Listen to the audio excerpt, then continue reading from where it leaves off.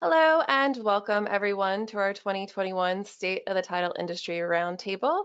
I'm really excited for today's presentation. We have three incredible title industry experts with us here today.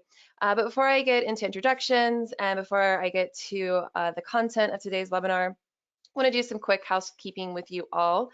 If you haven't had a chance to download our 2021 report yet, there is a handout section in your control panel where you can do that now if you'd like.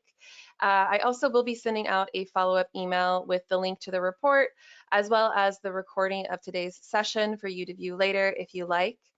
And I will also have some other free resources within that email that will hopefully be helpful for you as you are planning for 2022. We'll also have some time at the end for questions from the audience. So within your control panel, you should also see a questions section where you can put in your questions at any time that you like, and we will get to those towards the end of today's session. So before we get into things, for those of you who are new to PropLogix, maybe aren't aware of what PropLogix is, I just wanted to do a quick introduction. We are a title support service company, and we provide things like title searches, municipal lien searches, estoppel, HOA demand letters, release tracking, and many other services to help you with your title operations. Our services are integrated with some of the most popular title production software out there, and we've been doing this for about 10 years and started in the state of Florida, but now we offer these services nationwide. So if you want to learn more, I encourage you all to head over to proplogix.com, check out our website, and see what we have there. And this is the second year that we've done this roundtable, but we've been releasing these state of the title industry reports for what is now the fourth year. And we had over 400 title professionals answer survey questions about their challenges, technology, and their operations. And so those are the things that we are going to be reviewing today. And I will be asking our panelists questions regarding these topics. And quick introduction of who is with me here today. Mary O'Donnell, she is the CEO and president of Westcor Land Title Insurance Company, which is the largest independent underwriter in the United States. She also served as the 5th female president of the American Land Title Association and was named a Housing Wire Woman of Influence this year. I am also joined by Lindsay Hall Harrison, who is a Florida underwriting counsel at Stewart Title. She is also on the board of directors for the Florida Land Title Association and co-chair of ALTA's PREA Liaison Work Group. And she has an extensive background in real estate law, which makes her a great resource for title agents looking to improve their best practices.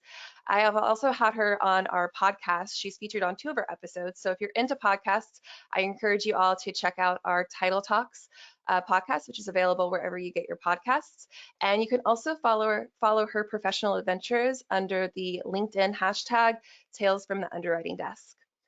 We also have Scarlett First joining us today, who is a title agent at Frontier Secured Title Company in Goodland, Kansas.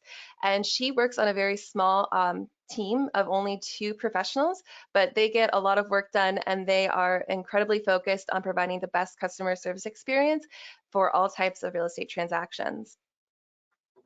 So I want to go ahead and get started first and foremost with the biggest challenges.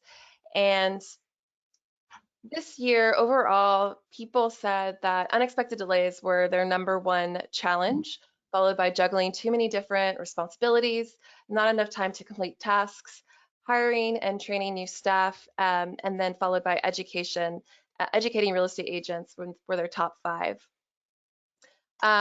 When we desegregated this data based on your job role, leaders in the industry, that's CEOs, owners, and presidents and executives, they mentioned that hiring and training had become their #1 challenge for this year, followed by juggling too many tasks, not enough time, unexpected delays, and then finding new ways to generate business. And it's interesting to see because last year's result, recruiting and training was #3. And cybersecurity and wire fraud were also ranked higher among all respondents. And it definitely hit the top 5, but this year it dropped out completely. And we also noticed in past surveys that generating new business has always been in the top 5 overall responses. But obviously this year we've had unprecedented title activity and increases in volume. So I think this is a pretty clear reflection of that. So my first question is for Scarlett. I wanted to ask you, where do these challenges rank for you as a small title company operation? Honestly, for us, education is the biggest one. Trying to educate our realtors and our buyers as to what's going on. Being only two people, hiring isn't as high on our list as everything else, but finding employees anywhere is difficult at the best of times. Um, we all juggle, both of us juggle everything, so not having enough time, juggling tasks, and unexpected delays all go hand in hand. Basically, they're all tied in third. That makes sense. And Mary, what kind of advice would you give to other leaders tackling these challenges? Yeah, thank you. I think it's interesting in your survey, very much dependent on what you're doing and the market that you're in. Like Scarlett was talking about, training is obviously, very, very significant piece. I think as you saw, or as I see on the screen here, for other companies, that hiring and training is, just really the key right now. Obviously, we're in a market that is very tight on the labor force. But also we're in an industry where, we sort of have a diminishing pool within our current industry. So, I think, I would advise people to, think outside of perhaps the normal resources that they might go to. One of the things I think all companies can do, irrespective of size, and sometimes they don't think they can, is, think about intern programs. Think about, bringing, in my company, we've done intern programs for people coming out of high school. Not just out of college, and actually having them come and work side by side, with the staff that you currently have and learn on the job, like we all probably did. We all probably learned on the job, right? But I think, for a leader, you have to make very determined and deliberate effort to have this as a productive way of growing staff. Otherwise, we're all so busy, you just it's hard to segment the time. I guess I would say look at it as an investment. Don't overcommit yourself thinking, well, I'm going to do, a 2-hour training once a week for my interns, because it won't happen, right? But give yourself some very defined times and say, hey, I'm going to do lunch from 11:30 to 12:30 once a week with this group. Or I'm going to, go speak at the local high school for their training day. And I think there's great places to go and find new people to bring in the industry, which will help this problem. Yeah, that's a great point. I often hear, people describe the title industry as a hidden industry. It's something that you sort of fall into, or tricked into is another phrase that I've heard from some professionals, where it's just something that it was very happenstance the way that they got into it. So it definitely seems like a more intentional approach of bringing awareness that this is a potential career path, that you don't necessarily have to have a 4-year college degree to get started in it, and that you do a lot of learning on the job. So it is a great opportunity for a lot of people who are thinking of, or who are young professionals looking for a career path, or people thinking to switch career paths even. I did also want to launch a really quick poll for everyone in the audience. I wanted to get an idea of who is here joining us today. I noticed some people from the mortgage industry, as well as some people from title, a couple of notary signing agents signed up. So I'd like to just get a clearer view of which role you have in the real estate transaction of those who are with us here live today. I'll give you a few minutes to submit your answer there. And if you're other, right now, other's at 15%. So if you're other, go ahead and put in the comments what I maybe missed here on the answers.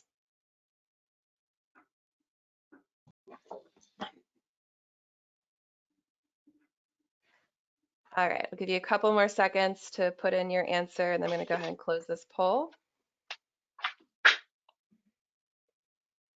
So let's take a quick look, just so our panelists have an idea of who's with us here today. Oh, a vendor manager. That's a good point. I did not put vendor, so that's obviously, yeah, that makes sense. So 76% title, 2% mortgage, 2% notary signing agents, 2% real estate agent broker, and then other. And it looks like the others are mostly vendors, so that makes sense. All right, awesome. Great to know. Great to know who our audience is today. So, What Mary was saying on going to the high schools and speak, I actually went to the JAG classes this last week to speak to the students, and I asked them, what is a title agent? They had no clue. how old were they, did you say? High school, so High the school. 9th through 12th. Yeah, I don't think most people know what a title agent is until they actually get into the home buying process, which your late 20s, 30s, probably for most people. And Scarlett, it's interesting, right? Because you've done what I've done. You go talk to people, and I think the key for our industry is, really looking at the bigger picture of what we do, which is like help people buy homes, right? Because people Absolutely. understand that, and I think sometimes it's how we talk about it, right? We're all very technical because we know the technical side of it, but you can get people pretty excited about, hey, you get to participate in helping people buy their homes. And, we thought, oh, great, well, how do I do that? So I think it's important to think about how we talk about our industry to people outside of our industry.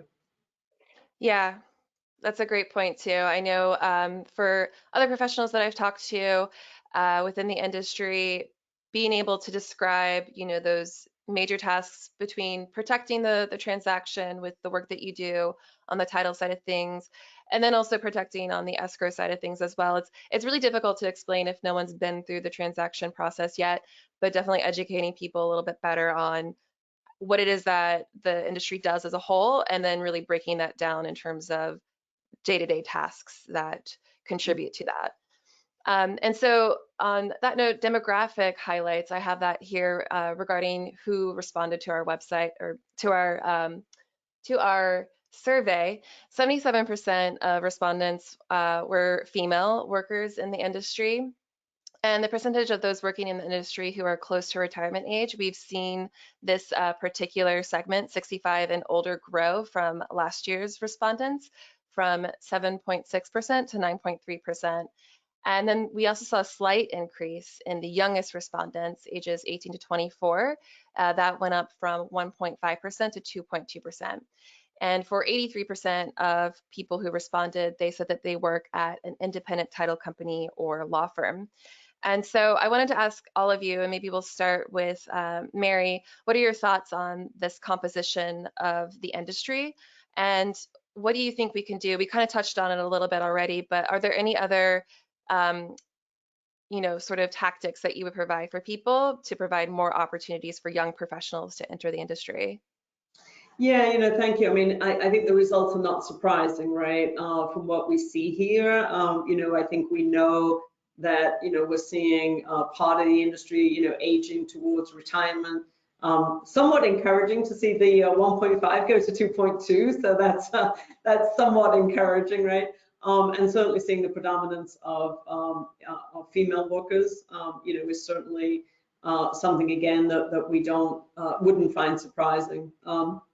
I think the key is going to be, how do we not only attract new people into the business, a little like we were just talking about, in how we talk about the business and, what we do for a living. And, I'm sure both Scarlett and Lindsay, as you talk to people outside the business, you have a busy day and it's really tiring and it's 6 o'clock and you just want to go home, and then you go and you do a presentation to somebody, and 30 minutes into it, you're like, this is a really cool industry.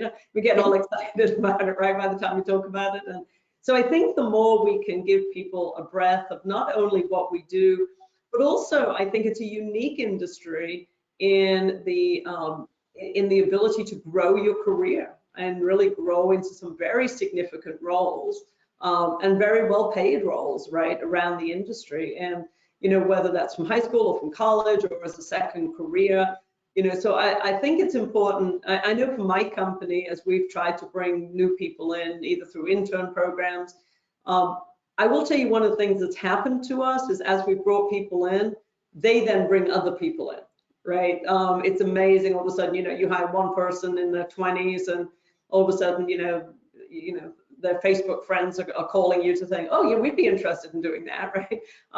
So I think the more we can, talk about our industry as something that's, exciting and positive, and it's an area that you can grow in and have very significant careers, which doesn't happen in a lot of industries today. And the independence of thought, why being quick on your feet, being entrepreneurial, so I think it's incumbent on all of us, to get that messaging out there. And then, Scarlett touched on this, is it's one thing to attract them, it's another thing to retain them, right? So I think we've got to have a real focus on, how do you retain, the new young talent coming into the business? And we have to recognize that, perhaps their goals may be different than, perhaps a generation ago or 2 generations ago. And, we certainly find, that balance of, something meaningful and something that, has social impact is very important to a lot of the generations coming in. So I think highlighting, and it's one of the reasons that in my time, we started the ALTA Good Deeds Foundation, which PropLogix has been wonderful to support with us, is really not only because our industry does give back, but to make sure that story goes out to prospective employees who want to join us, to know we're an industry that's a great career, you've got a great path, but the industry gives back. And I think that's really important to the new generation. And Lindsay, what are your thoughts on that?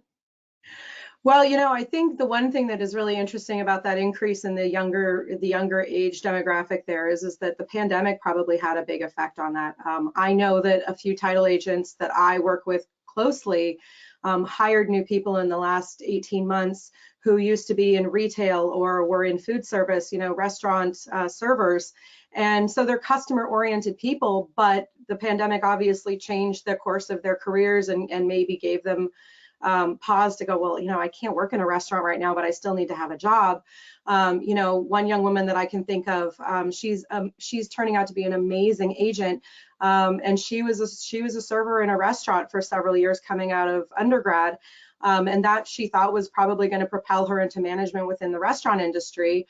But her boyfriend was actually a real estate agent. And so he found out about an opening in the title agent's office and said, maybe you should look at this as an opportunity. So now she is fully embedded in the title agent's office. She's looking at becoming a licensed title agent here in Florida. I'm encouraging her to get involved in the Land Title Association and to start to really propel her career forward. So I think that's one thing that we really have to do. And also that does really highly reflect that 77% of the women are in the demographic who are in this industry. You look at who are the employees, the boots on the ground, who are, handling the processing, handling the escrow, doing the closing work. But then as the numbers, you get to higher levels of management within companies and you look at the executive level. I mean, Mary is a wonderful exception to honestly the rule, which is it's a very male dominated, top heavy, industry. So how do we find ways to not only bring new people into the industry, but then to encourage them to stay and give them opportunities to rise up? I think one of the most important things that we can absolutely do is to, as land title associations around the country, is to encourage new members, perhaps give out scholarships to the processors, to the escrow agents, the people who don't normally get to come to the conventions, who don't normally get to be a part of the conversations in person. Bring them into the conversation, let them be, have the FaceTime with people to realize that this is really a career where you can actually rise all the way to the top. I'm just like Scarlett and Mary, and I go out and talk to law students and do career days and talk to people about careers in title insurance. And the first, what is this and what do you do? And I don't understand anything about this. But when we get past the what is my job, I point out to them that there is so much possibility in this industry, and you don't have to have a college degree to start out. You really can come out with a diploma from high school and you can have a lifelong successful career. There's no requirement to actually have a really expensive education behind you to be successful. You can be a small business owner. You can run your own company. You can be a leader within a national land title association. There is no requirement for you to have to be overly educated to do this job. But it's really great when we get people with all levels of experience and knowledge who want to come into this industry and join us. And Scarlett, you've already mentioned some of the things that you're doing in terms of educating people about the industry. Is there anything else that you wanted to add before we move on? The biggest thing I think is just to talk. When you ask a kid what they want to be, they say, I want to be a doctor, I want to be a police officer. They have no clue our industry exists. The more we can stand on the roof and shout about it, the more diversified our industry is going to get. I had 3 male students at high school say, well, when we graduate, can we come intern with you? I said, absolutely, come look me up. I would love that. It's all about being vocal. And I don't think there's enough vocal people in our industry. A lot of people get scared to get in front of the camera or in front of the class, or they're Yeah. too busy. Yeah, I think the too busy part might be a big part of that as well, especially right now. And that's a great segue actually into our next slide, which is about balancing a bigger workload. We know that there's been explosive growth in terms of title volume from 2020 and 2021 as well. We asked people, how many closings they're handling each month. Our largest percentage, about 18%, said that they're handling somewhere between 21 to 30 closings a month. When we desegregated that data based on if you're like working at a law firm or a title company, we saw that in law firms, they're doing slightly less closings. 25% was 6 to 10, but overall, it's pretty reflective, I think, of what you would expect to see from the past year. And when we asked people how they're handling this demand, many people said that they were hiring and training more staff. Others said that they were using more mobile and remote notaries. Some mentioned updating their software applications with more automation and AI. And then others just said that they're working harder, doing more, basically.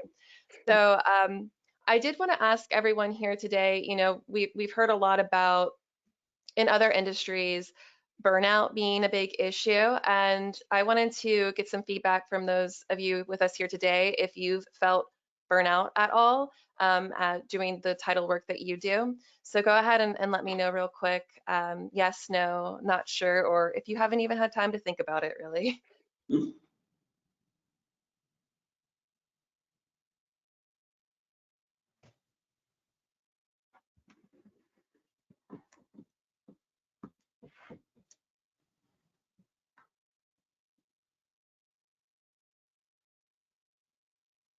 I'll give everyone a few more seconds to add their answer. So far, it looks like the yeses are winning. And Kathy makes an interesting point here. She commented that burnout for me is caused by the technology or delays due to solving title issues, which is an interesting point, how sometimes a tool that is meant to help you do your job better can sometimes be a hindrance, especially if you have to be trained on it. So overall, looks like 45% of you said that yes, you have been experiencing some burnout this year. 35% no, 3% not sure, and 16% you haven't even had time to think about it. Do you guys have any comments on those results at all? Amanda, I will say that, of course, as underwriting counsel, I spend my days being frontline talking to title agents about what it is that they're experiencing in the field and how their lives are going. And a lot of time I joke that, part of my job is to help as a glorified help desk, and the other part of my job is therapist. And so a lot of the work that our agents are doing is tremendous. They have so much on their plates. They're expected to know so much, not just about how to do their own jobs, but about the current state of the industry and new technology that's flying at them, and software updates and integrations, and a tremendous amount of information that is constantly whizzing at them. And so I say this over and over again, our title agents in this country are the most amazing people who are so hardworking and really are just experts. And I'm always incredibly proud to work with these group of people, because they really do such an amazing job of keeping our industry moving forward. And we've touched on this next topic a little bit already in terms of recruiting and training, the diversity aspect of that. But I want to dive into that a little bit more. As many of you probably know, you've heard that the future home buyer is changing. There is a projection from the Urban Institute that between 2020 and 2040, 70% of new home owners will be Latino. And so I wanted to ask all of you, or I wanted to ask you, Lindsay, first, how do we build a workforce that reflects the community title agents serve? And what sort of what sort of resources should companies be leveraging to find and train talent? Yeah, I think the most important thing is that we need to meet people where they're at, and we need to recognize that, the generation of Aunt Pam bringing the nephews and the nieces into our industry because that's their first summer job, that's going by the wayside. That's not as common anymore, but we also have to do a better job of actually bringing people into the offices who speak the languages and reflect the diversity of the buyers and sellers who are sitting in front of them. And so, one thing that we have to recognize is that our diversity of population of people who are buying homes is changing. But for a lot of people in this country, home ownership is still not on the table for them, and it's not a possibility. So it's really hard to talk about diversity and bringing in different communities to our industry when there's a lot of people in those groups of populations who home ownership isn't part of the discussion. So how do we teach somebody about title insurance and about what it is we do if people in their own community are not buying homes? So we have to really do an educational push to say, if here's something that we do, it's really important. Here's how you can reflect your community, and here's how you can maybe engage your community. Teach your relatives, teach your neighbors about buying a home, and you can be part of the process. Here in Florida, the Land Title Association, we have put together a website, Florida Runs on Title Insurance, .com, which the website finds a new way to help people who are looking for jobs. We match people by personality types. And so if you go to the website, you can put in, you can click on a button that says I'm outgoing, or I'm a problem solver, I'm, independent. And those types of personality traits will then lead you down to job descriptions of the type of roles and careers you could have in title insurance. Because if we put a job posting out there for a processor or an escrow agent or a closer or an examiner, people are going to go, I don't understand what that means. But if you, explain a role, somebody who's really detail oriented and can sit and examine documents and really can find where the problems are, well, that's a title examiner. So how do we bring new people in? We have to reframe the discussion around meeting people where they're at. And Mary, from your perspective as a woman in a leadership role, what is needed to provide career opportunities for women and minorities in the industry? Yeah, thank you. And I couldn't agree more with Lindsay on just one comment before I even comment on that is we've got to think about how do we engage home buyers who aren't part of the process right now. And there is a huge community everywhere around the country that are not yet participating, in the home ownership dream. And so partnering with local action groups, partnering with our realtors, partnering with our lenders to teach people how to become homeowners is, to me, the first step in bringing more diversity into our own business. So it does reflect what the home buying community should be. On the ability to grow and have more opportunity, Lindsay alluded to this before. It is an industry very dominated by women in a lot of roles, but then you don't see that as much when you get to sort of what they call the C-suite roles, right? And we've got to talk about why is that, right? And part of it, I think we've got to also look at the mix of companies, right? I know you guys have done part of this as part of your surveying, is, when we think about agents, we talk about how many women are in the business, but how many of those businesses are actually female owned, right? And I think looking at that and figuring that out, I think as a woman, in that kind of a role, I think part of it is on us. Quite frankly, part of us is we have to acknowledge that we have a right to be in these roles, right? And, I think as women, we're probably our own worst critics sometimes, right? As, we're always striving to juggle everything and we have to be perfect at everything because, it's just who we are, right? And I think it's important that we realize that there is there's a right to have a seat at the table, but, frankly, sometimes you just got to ask for it, right? I don't think we're as good at that sometimes, you know, whether it's from a female perspective or a minority perspective. I think sometimes we think, well, people will notice and then eventually we'll get there, right? And, you know, sometimes our male counterparts don't have that restriction. They feel like they should go ask. So I encourage women and minorities who want to aspire into that C-suite role to, you know, be vocal. Scarlett talked about vocal just generally in our business. Well, be vocal about your career, and you know, I'm not saying go demand it, but you know, you've earned the right, so go talk about it, right? And as women, we're not always as good at that, I think.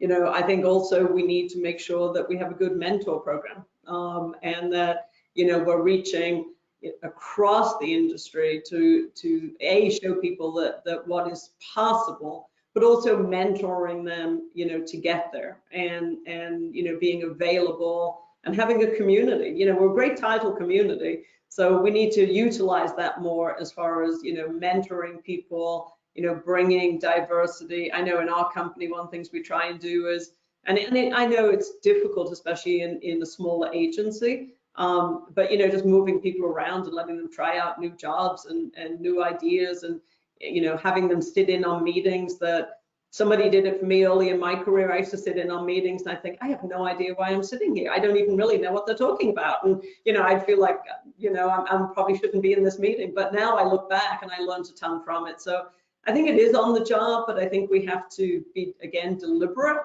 in making sure that we're giving people the visibility into, you know, what's available to them. And for a lot of our industry, because we're just so busy, sometimes it's just happenstance. You know, you find out somebody has this, you know, ability, and you go, oh wow, I didn't know that. We should give them that chance, right? So I think, you know, Scarlett was spot on. You know, we need to talk about it more. We need to deliberately engage with people about what is it they want to do. And you know, sometimes they're going to say, I don't have a clue. I don't know what I want. You know, I don't know what all that's about. So showing them the road and the path that can take them there, and you know, just really, you know, being vocal about where you want to get to, and you know, encouraging diversity by encouraging home ownership in a more diverse manner, I think is going to be critical for our business. Yeah, I would agree with turning inward to your company, seeing, you know, who has what kind of talents that might be hidden that you're not aware of. I started off as a property analyst at PropLogix, and I've always enjoyed researching and writing. And I really, you know, I had the opportunity to showcase my talent as a writer for one of our blog articles. And Lindsay, who is in our marketing department and was the head of the department at the time, she saw, you know, in me that talent that she thought would be able to grow and really help with the company. So regardless of what industry you're working in, I think that's a great point, Mary, where sometimes companies don't notice the talent that they already have, and it just takes giving that person the opportunity to demonstrate that they have the ability to really help carry your company to the next level. That's really important. So next up, we have technology in the title industry. We've asked each year, you know, a little bit about the title production software that people use. 96.6% of companies use some sort of title production software. And some of the most popular ones are SoftPro, Qualia, Resware, Closer's Choice, and DoubleTime. I will note too, I didn't mention this earlier, in terms of region, because we are a Florida-based company, many of our respondents are from the Florida area. So your region might see, I think, a slightly different kind of spread of these software vendor providers. But I did want to ask Scarlett about this, you know, in terms of software updates. You mentioned that you recently switched over to a new software provider. Can you talk a little bit about that experience, why you made that decision? Well, originally we had Streamline. I don't know how many people are familiar with the old Streamline system, but it wasn't as user-friendly as we had hoped. And with Qualia, it just allowed so much more. We were able to track our files so much better. We were able to stay on top of all of our closings. And it was just such an upgrade. It'll also eventually allow us to do like the RON closings and a lot of the digital side that we aren't currently allowed to do out here because our registers don't accept that. We're trying to be forward thinking where we're at and get ahead of the game. So when all of that comes down the pipeline, we're like, hey, we can do that. Come see us. So we're trying to implement a whole bunch of new things besides Qualia to really help get the edge on the market out here. And, Ron, it's obviously a really big topic of discussion since COVID-19. A lot of people have really turned to experimenting with Ron or e-closing solutions. 62% of our respondents said that they added some sort of Ron or e-closing solution during the past year or two. And there was another survey that came out from ALTA that Ron is most prevalent in Florida, Texas, and Virginia, but there's also been some trends, upward trends in the Midwestern states as well. I know there hasn't been much movement on the Secure Notarization Act. So, for Scarlett and other people out in areas where it's not been accepted nationwide, there's still the problem of being able to offer that within your operations. But there's also been some other impressive, stats as well that we've seen, like the 547% increase in 2020. But there's also been some criticism about that as well. Some people have said, when they've looked at their overall number of transactions, Ron still makes up a very, very small percentage. So I'm curious to know from Mary, I'd like to ask you first. There's still obviously a lot of room for growth for Ron. And we know that there's also some lender hesitancy about adopting Ron as well, which is what I hear a lot of people point to on the title side when they, are hesitant to also adopt it themselves. They're looking for the mortgage lender to move on it. So what do you think will really move the needle on Ron in the future? Yeah, I think you're spot on, right? It's a mixture of things. I mean, there certainly is some lender issues, right? And some of that is hesitancy, but some of it's just they're not wired yet for it, right? They may not have their own e-vault solution. They may not have set up an e-vault with Freddie and Fannie, which is what they need to be able to sell their loans on the secondary. And so you end up with this hybrid of, well, I have to have a wet sign note, but I can use Ron for everything else. And I think at that point you end up with, from a title agent's perspective, you're like, if I've got to send this out to get it signed anyway, it's almost more work for me to do both, right? To do this true hybrid. So I might as well just, get them signed, right? I think it's going to involve every participant in the transaction, as well as the secondary, right? I think Fannie and Freddie can, and they have been leading on it, but they need to continue to show leadership in this area. So that the lender has more options as well, because that's very often, the issue is on the lender side because of the e-vault issue. And then I think there is, some question hesitancy on the customer side, right? I mean, I think Ron will, will have a place. It does have a place. It's like any technology in our business. I'm not going to date myself as badly as I could, but you think about things that, have added over the years and, you now they're like everyday part of what we do, but they weren't for quite a while. And, they were used only sporadically. And, I think, Lindsay and Scarlett alluded to this. I think it's a great challenge for agents because they're bombarded by technology. And I was talking to one yesterday and they said, probably have 9 different portals I have to go into to just get a closing done. And, frankly, it'd be easier if I just did it old school because it takes me longer to do it the way it's done. So I think getting some cohesiveness around the technology will also help in terms of adoption. And then I think knowing who your customer is, I think, frankly, a first-time home buyer is very different from somebody who's done 5 closings, right? And, we always think about sort of the millennial buyer and, they'll want everything remote, they'll want everything digital and all of those good things. And yet I've talked to some in that arena and they said, well, not really. I kind of want an experience because it's like going to be really my first time and I want to feel something other than just sitting in my slippers, clicking on something. So I think we've just got to know the customer, know when it's going to work. Work with our lenders. As an industry, we need to continue our work with Freddie and Fannie. We definitely need to continue the lobbying on SAFE Act and the national standards. I think that's all very, very critical. But I think as an industry, certainly COVID helped drive some of that 500% increase. But it's interesting. I talk to our agents, and very often it's agents in perhaps areas where somebody has to drive an hour to come and do a closing because it's a more of a remote area where remote online could probably have the biggest impact. Yeah, I think knowing your customer is a really great point. I've had a couple of conversations with people who have done a remote online notarization transaction on the consumer side. And for people who have done it, was a refinance for one particular interview I did, and the couple loved it. They loved the convenience of it. They'd already been through the first time home buyer experience. So it wasn't something like they didn't feel like they were missing out on anything like that. And the husband was also a real estate investor. And so he made the comment that he was like, I will never use any other, way of closing again. I don't ever want to have to go into a title company again to close on a home if this is available. So I think to the point about, talking about what the title industry does, I think there's also a good opportunity to talk about this other choice that consumers have. And really, it's just a matter of offering more choices to consumers, and that could never be a bad thing, in my opinion. Mhm.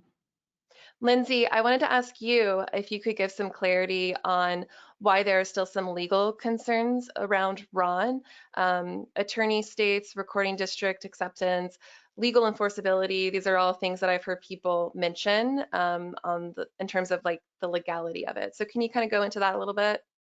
Yeah, sure. I do want to touch on one thing that Mary was saying about user access. I'm here in Florida, and of course, Florida has a really heavy amount of foreign investor clients who buy and sell real estate in Florida. And so, I will just note that one of the frustrations that I have heard repeatedly about the launch and the growth of Ron is that it doesn't fully accommodate for foreign buyers and investors because the rules do not permit for a non-US citizen in many cases to be able to actually execute documents under Florida's Ron statute, and that is similar for other states as well. So, National Acceptance to Secure Notarization Act, which ALTA has been backing very strongly and has been working very hard with legislators to try and get it passed, would solve a lot of our problems.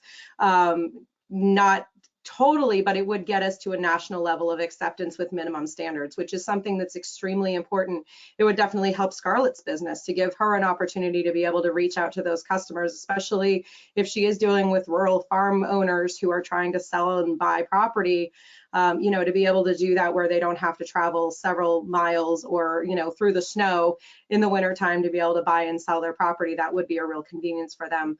A lot of the legal issues that really are surrounding Ron still being functional actually has a lot to do with custodial issues.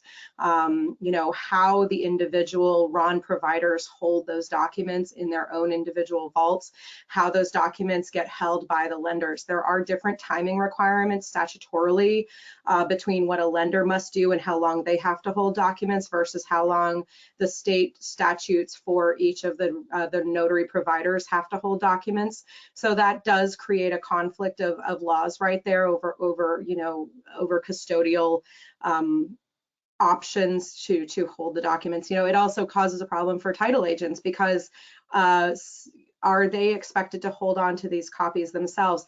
How does somebody get access to, mom has a power of attorney that was executed using a Ron, but now mom is incapacitated in a nursing home, and she's in a situation where she can't remember her username and password to log in to get a copy of that document.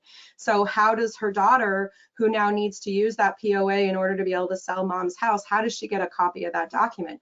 A lot of states' laws say that those documents can't be released to anybody other than the individual who actually did the signing. In some states, you actually have 3 states, Missouri, Illinois, and Wyoming, where you need a court order or a subpoena to get access to those documents. So how does that tie up and lengthen the closing transaction if a power of attorney really is the document that's being held up because a Ron signer was used? I really think a conflict of laws is really the main issue that we're dealing with at this point. If we could get onto a national set of minimum standards, we would be in a much better place for being able to move forward. But I will also say that, the recording offices around the country also have to do their own due diligence to get themselves up and ready for technology to be able to accept electronic recordings and to be able to have electronic access to the records. So there's a lot of things in play to be able to be on the same page. There are many counties around the country that still do not have access to e-recording. So it's going to be really hard to have a remote online notarized document printed out and then taken over to a recording office and have it accepted as a document that would be part of a recorded filing, when an electronic document would be the preference. So, you know, the technology is here, but we're just waiting. We're waiting for the processes to catch up, and ultimately, it's the government that really, you know, the multiple layers of government, which are kind of holding up the ingenuity that we have. Actually, we still have several counties here that require a wet signature. We have to physically drive it or mail it in because they won't accept anything. They're not online. We're lucky we can use the computer just to print out the documents that we need for our searches. Yeah, and the fallout of the pandemic is a lot of recording offices have not reopened their doors to in-person recordings, or they've got extremely limited hours, making it very difficult for people to actually get into the recording office to be able to submit documents. Mm-hmm. A lot of it was done by appointment only. You had to call in and schedule it next week if you're lucky. So next up, I have title production outsourcing. And this is a question that we ask every year because obviously it's very relevant to what we do, the services that we provide for our clients. And we wanted to know what types of things title agents are outsourcing. 83% said municipal lien searches, which was the highest amount, 75% utility searches, 73% title searches, 71% tax information, and 59% UCC searches. Those were the top outsourced items. I wanted to ask all of the panelists, what should title professionals consider when outsourcing? We're generally the people that get outsourced too. We have only a couple counties online. So all of those companies reach out to us and say, hey, can you go find this for us? So we're a boots on the ground kind of company. We don't get to outsource much. Yeah, I know a few states are like that too, where you have to do a lot of, you know, in-person record searches. So it's difficult for companies like us to offer that sort of alleviation. So that's obviously a really good point. And what about you, Lindsay? What would you say people should consider before outsourcing? Just doing your due diligence with the vendors you're working with. You know, there are a lot of really highly reputable local mom and pop type of businesses who are regional, but you want to make sure that you are dealing with reputable companies who are following Alta best practices in terms of their standards for maintaining NPPI, keeping documents confidential, and making sure that they have their own internal document, you know, data privacy standards, because we are ultimately dealing with confidential other people's information. And Mary, what would your comments be on that? You know, I'd agree with, you know, Lindsay, that you should definitely have to know your vendor. I think you should also think about how does it work within your system and within your workflow.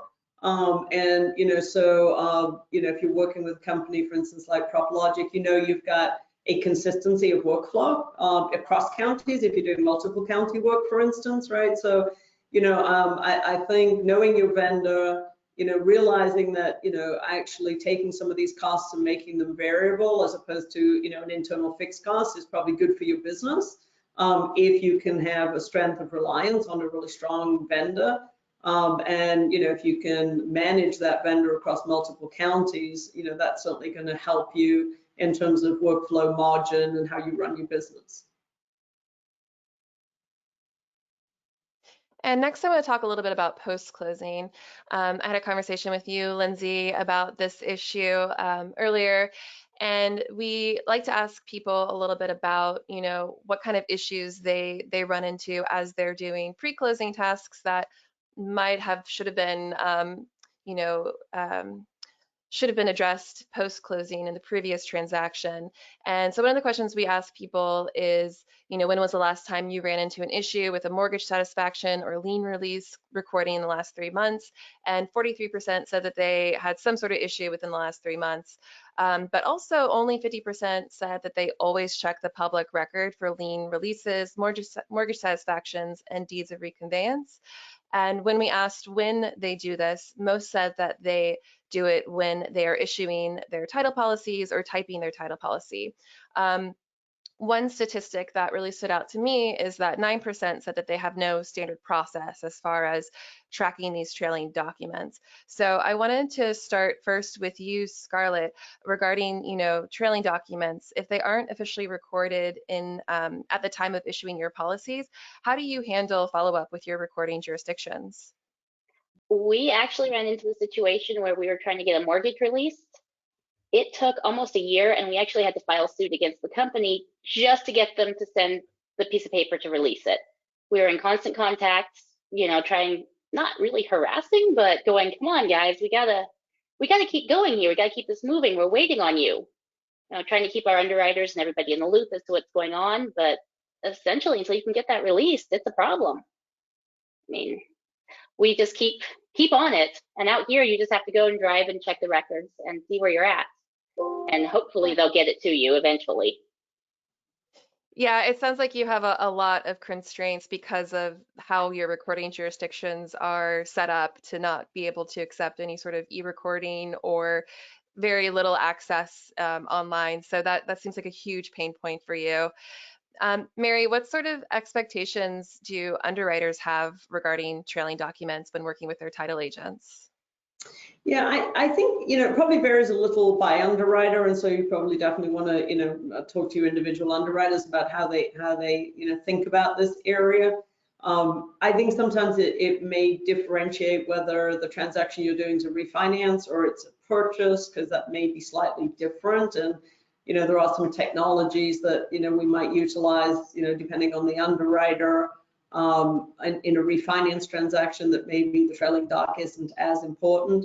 But I would say this, as underwriters, we get a significant amount of communication coming from lenders around this issue. When, let's say, especially, we're in a great market right now, so, you don't hear it as much. But you move into a default market and it becomes an enormous issue. We get into a default market. I mean, you can only imagine the number of transactions that we'll hear about, where they're trying to do a foreclosure or they're trying to do a judicial sale, and there are outstanding mortgages sitting there. So it's tough. And Scarlett alluded to something.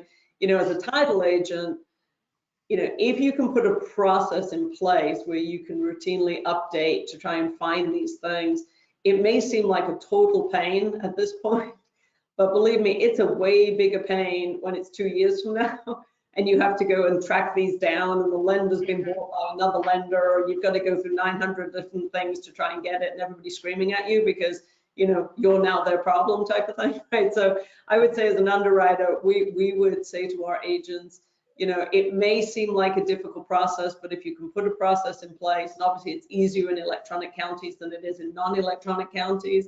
There are outsourcers, right? There are people who will provide lien release tracking as an outsource and as a business. And that may be something you want to think about, because the ultimate cost to you may end up being larger if you have to start tracking these things down, especially in the default scenario. And Lindsay, I've heard some agents mention mutual indemnification as a reason for not worrying about following up on some instruments listed in the title commitment.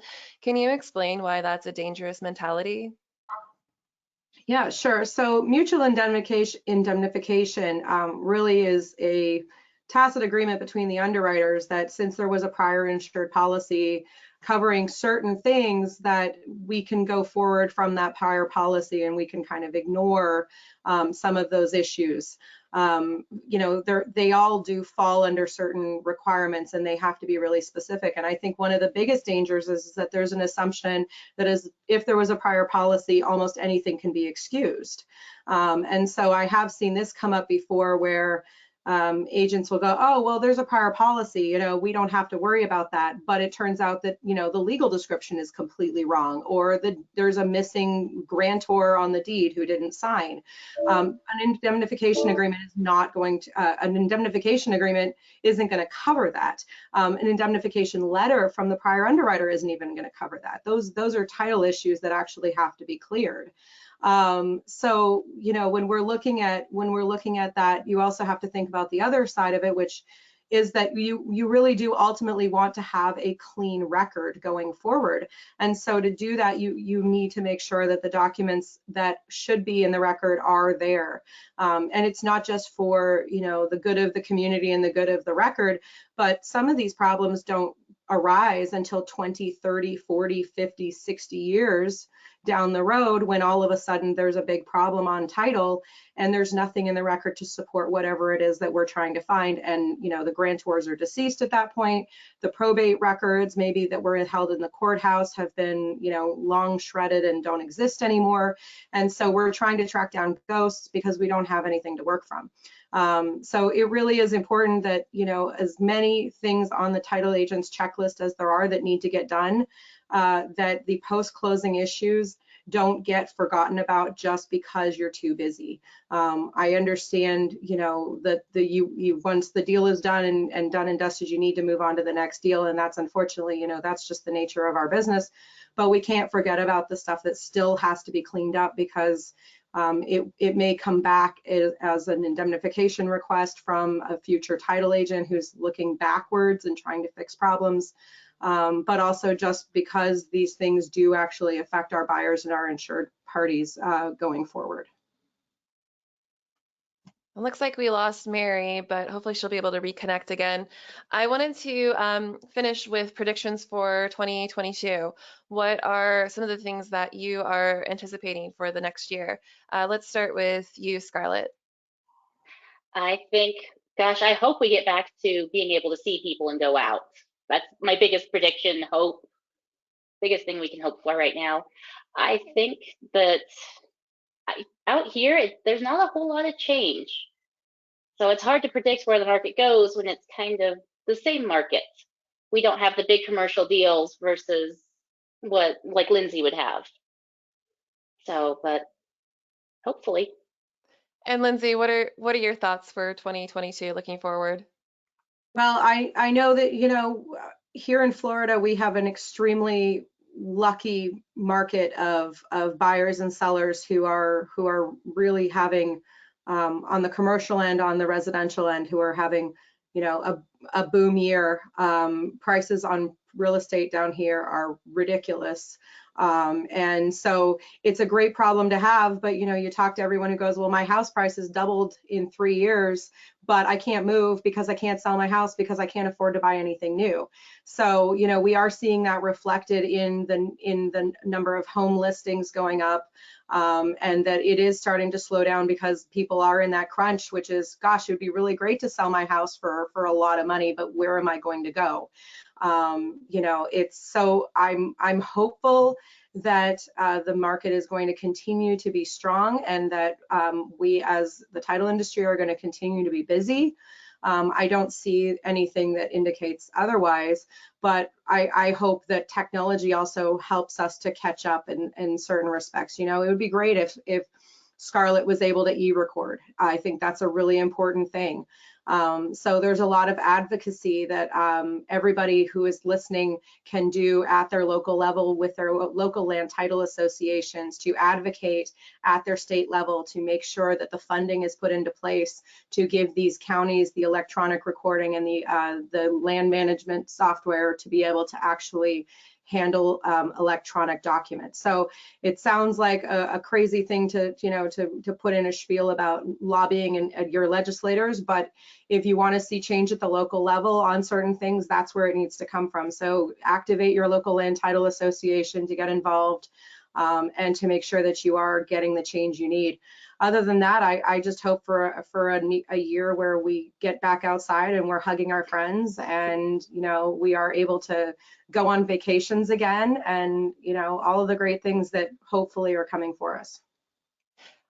We have a few minutes left. I want to go ahead and open it up for questions before we finish up the session today. I have a question here from Melinda, and she's wondering what your thoughts are on the foreclosure market. Well, you know, Florida has always, full disclosure, back when I came out of law school, I was a foreclosure attorney handling foreclosure representation for lenders. So that was like 2010, 11, 12. It was the Wild West down here in Florida, and that was not something that I hope that we ever have to repeat. I think that foreclosures are going to continue to just be a reality because they always have been. You know, there's always going to be a small percentage of the population that for whatever reason are unable to pay their mortgage, and the lender is going to need to recover their asset and their investment in order to be able to pay off their debt. I don't think that I see a significant uptick in the foreclosure market anytime soon. It looks like the economy has managed to stabilize itself and people are returning to work and you know, so and so forth. But I think it's probably going to remain steady for the time being. Yeah, and I know a lot of people were concerned with all the people in forbearance, but the numbers I've seen seem pretty good so far. People are exiting forbearance, and it seems like they're able to get on a plan with their lender to, you know, mitigate foreclosure proceedings. So that's been really good. But like you said, yeah, there will always be foreclosures happening. If there aren't any other questions, I'll give you guys a couple more seconds if anyone wants to get in a last minute question. I just want to say thank you to our panelists. Thanks to Mary, even though we lost you at the end there. I appreciate everyone who came here today. I really appreciate your time, and I hope you found some really valuable insight from all of this. Just to reiterate, I will be sending out an email after this with the recording for you to watch later if you'd like to share with your colleagues, so please do that. And without any other questions, it looks like we are good for the session. Thank you all for coming, and I hope you enjoy the rest of your day. Thank you. Bye.